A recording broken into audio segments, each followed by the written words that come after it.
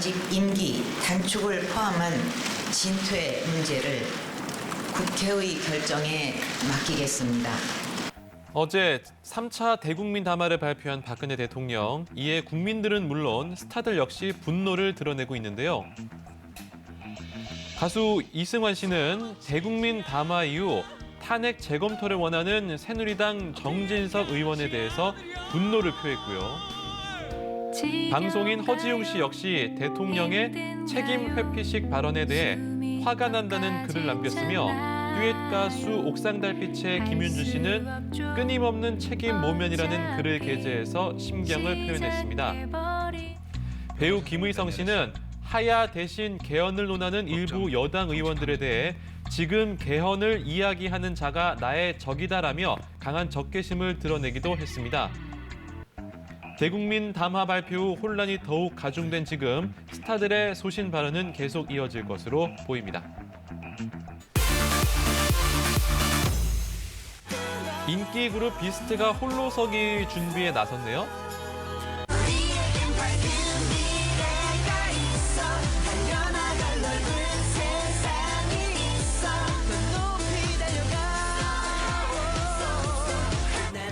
어제 가요계 관계자들에 따르면 비스트가 독자 회사 굿럭이란 이름으로 법인 설립 절차를 진행 중인 것으로 알려졌습니다. 팬들의 응원이 계속되는 가운데 비스트의 독자 활동 가능성에 대한 걱정 어린 반응도 제기됐습니다.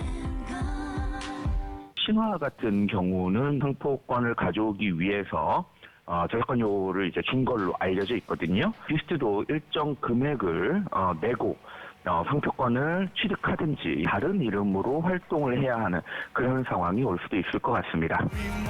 팀명에 대한 상표권이 전 소속사에 속해 있는 현 상황에서 악용에 대한 우려도 이어지고 있습니다.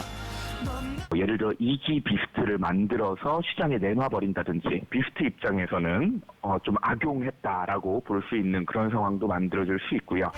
어려운 결정 끝에 새 출발에 나선 비스트.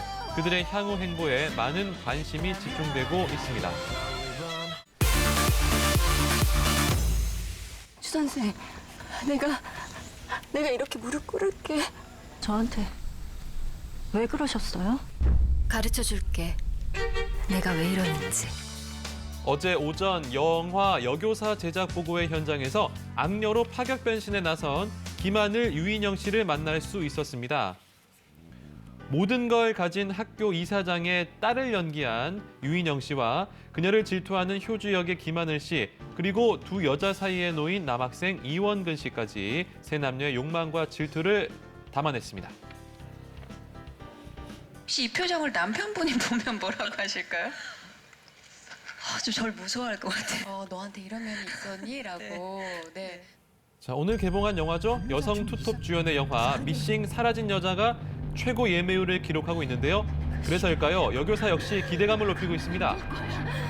여자 위주의 영화 자체를 할 수 있다는 게 되게 감사했고요. 선생님은 두 여교사와 한 남학생의 돌이킬 수 없는 파국을 그린 화제의 문제작 여교사 내년 1월에 공개됩니다.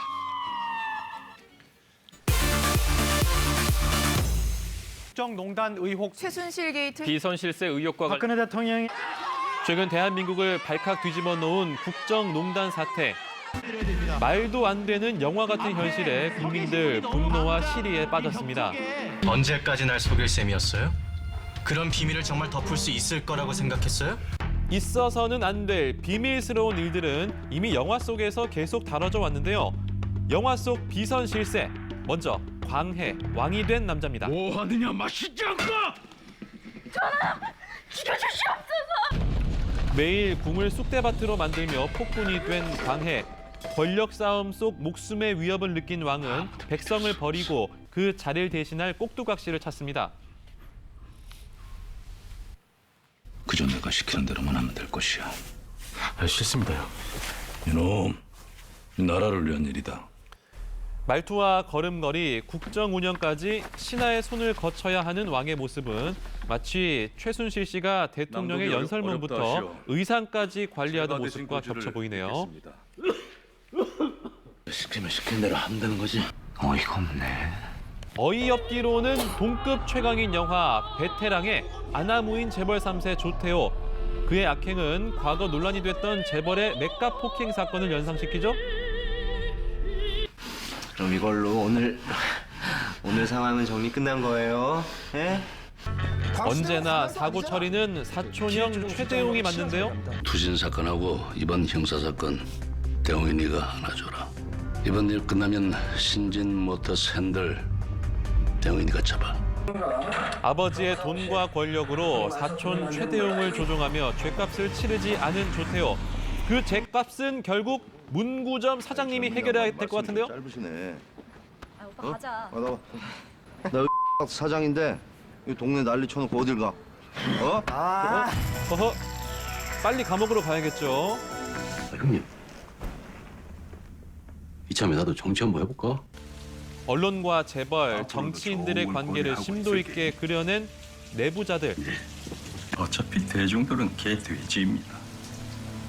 교육부 나향욱 전 정책기획관이 국민을 개, 돼지로 비유하며 인용해서 논란이 됐던 이 대사. 이야기는 왜 나오냐 하면 영화 있잖아요. 그냥 제가 그냥 인용한 거예요. 영화는 언론인이 유력 대선 후보와 재벌 회장을 도와 여론을 움직이는 내용을 다뤘는데요. 끝에 단어 3개만 좀 바꿉시다. 볼 수 있다가 아니라 매우 보여진다로.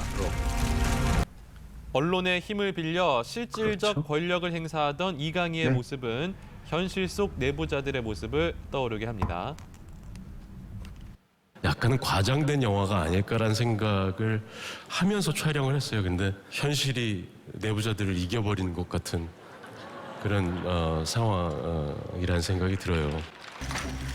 청룡 영화상에서 나무주연상을 거머쥔 이병헌 씨의 수상 소감이 많은 이야기를 내포하고 있는 듯하죠. 현 시국과 관련해 화제가 된 또 한편의 영화가 있는데요. 여러분은 누가 지켜주느냐? 바로 내가 지켜줍니다. 사이비 종교인이 국정 통치 그림자 역할을 한다는 내용을 담은 치외 법권. 이 나라 대통령을 2명이나 만들어낸 사람이야. 개봉 당시에는 비현실적이라는 반응이 대부분이었지만 국정농단 사태로 인해 재조명되고 있습니다. 그래서 당시 연출을 맡은 신동엽 감독을 직접 만나봤습니다. 다시 회자되고 있어서 기분은 좋기는 한데 사실 영화 속의 나쁜 일들이 좀 이렇게 현실로 벌어지는 것 같아서 사실 좀 씁쓸한 기분이 드는 것도 사실입니다. 최근 신동엽 감독은 최순실 게이트를 소재로 한 영화를 제작하겠다고 밝혀 화제를 모았는데요. 어떻게 캐스팅을 했으면 좋겠다 이렇게 누리꾼들이 많이 해놨는데 좀 이렇게 비슷하신 배우분들도 많고 해서 좀 적극 참고를 하려고요. 그래서 매일 연이어 터지는 사건들이 영화 속에선 과연 어떻게 그려질지 기대가 됩니다. 답답한 시국이지만 영화처럼 현실에서도 통쾌한 결말이 있었으면 좋겠네요. 지금까지 강승화의 연애수첩이었습니다.